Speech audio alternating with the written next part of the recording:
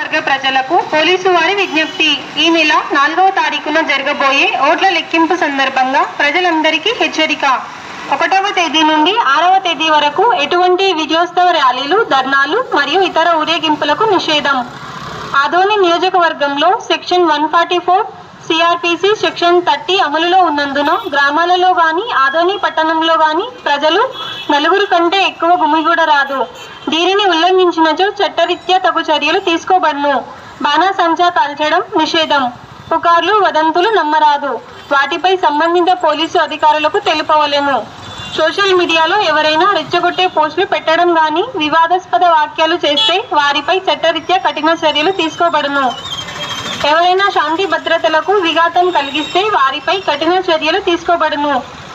కావున ప్రజలందరూ పోలీసు వారికి సహకరించి శాంతి భద్రతలు కాపాడవలసిందిగా కోరుచున్నాము.